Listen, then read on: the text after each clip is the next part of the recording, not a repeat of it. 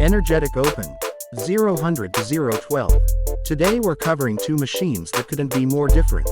The reborn Kawasaki Vulcan 2000 Cruiser and Toyota's new GR-GT, GT Super, Halo Supercar. One is low, raw and torquey, the other is a hybrid V8 engineered to rip through corners. Let's dive into their exterior design, color options, and what makes each one stand out. 0-12 to 230. First up is the Kawasaki Vulcan 2000. Kawasaki's return to the heavyweight cruiser space is all about presence, attitude, and unmistakable muscle. The bike immediately grabs attention with its long, low silhouette, a stretched teardrop fuel tank, a broad rear fender, and a relaxed, rider-first stance that screams classic power cruiser. From the side profile alone, you can see that this machine is built to dominate the road visually before it even fires up. But this isn't just a retro throwback. Kawasaki has modernized the Vulcan's design with bold, muscular surfacing and sharp sculpting around the engine and radiator area. Compact LED lighting replaces bulky old-school units, giving the front end a cleaner, more aggressive look while still respecting cruiser tradition. The engine itself is left proudly exposed, becoming a central visual feature, chunky, mechanical, and intentionally intimidating. One of the biggest visual statements comes from the rear. A wide, low-profile tire sits tucked under a sculpted fender, giving the Vulcan that planted, muscular stance modern cruiser fans love. The exhaust system is compact yet visually heavy, with high-contrast finishes that draw the eye and balance the bike's proportions. This rear-end design anchors the bike visually, making it look stable, powerful, and ready to devour long highways. When filming or presenting this bike, there are a few design highlights that deserve special attention. The sweeping fuel tank flows naturally into a slim, rider-centric seat, making it perfect for close-up shots of paint quality, filler cap detailing, and textured seat material. The large displacement engine styling, whether finished in chrome for classic appeal or blacked out for a more aggressive look, offers endless opportunities for detail B-roll. And of course, that fat rear hoop under the sculpted fender completes the modern muscle cruiser stance. In terms of color options, Kawasaki strikes a careful balance between tradition and bold expression. Expect deep metallic blacks paired with chrome accents for riders who love timeless cruiser aesthetics.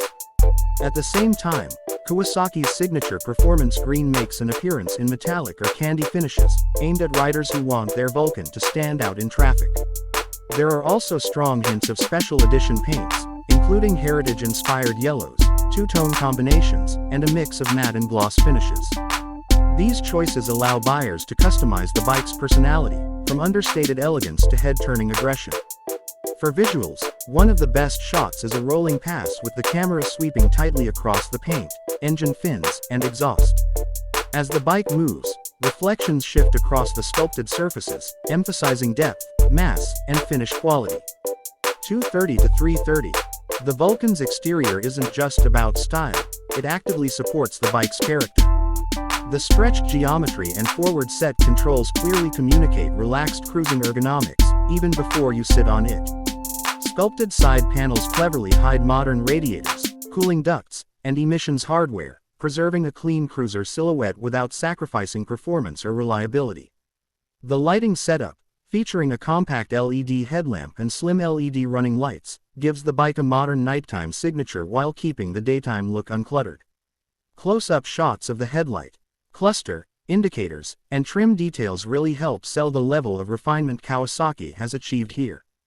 3:30 to 6 o'clock. Now let's switch gears completely.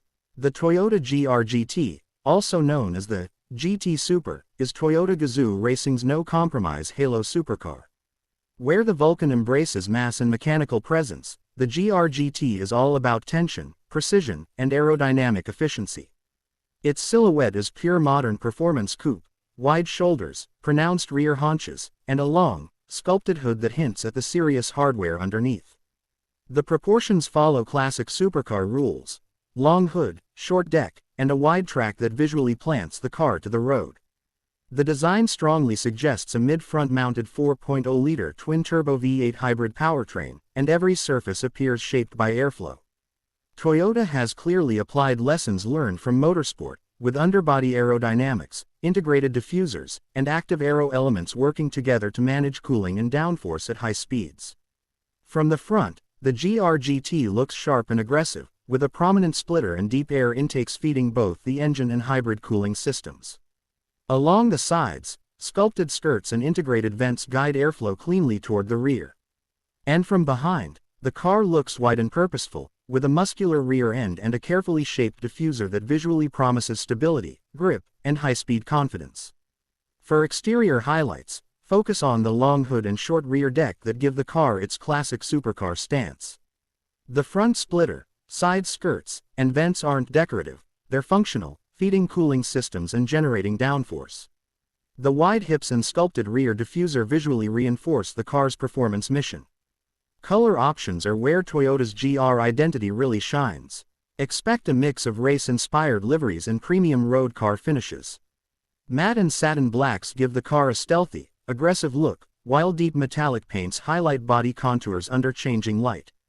GR signature colors and special multi-tone schemes emphasize aero elements and flanks, creating a strong visual link to Toyota's racing heritage. Prototype presentations have also showcased bold accent colors and contrast stripes, perfect for hero shots and track-focused aesthetics. For production buyers, Toyota is likely to offer everything from subtle, understated tones to bold, high-gloss finishes that dramatically highlight the car's sculpted surfaces. For filming, slow tracking shots along the shoulder line work beautifully, especially as light rolls over the creases and vents. A gradual reveal toward the rear lets the aggressive aero do the talking. 6 o'clock to 7:30. When these two machines are shown side by side, the contrast tells a powerful visual story. The Vulcan's heavy, tactile surfaces and exposed mechanical elements communicate raw torque, relaxed cruising, and road-dominating presence. The GR-GT's tight panel gaps, sharp lines, and purposeful vents communicate speed, efficiency, and high-performance intent.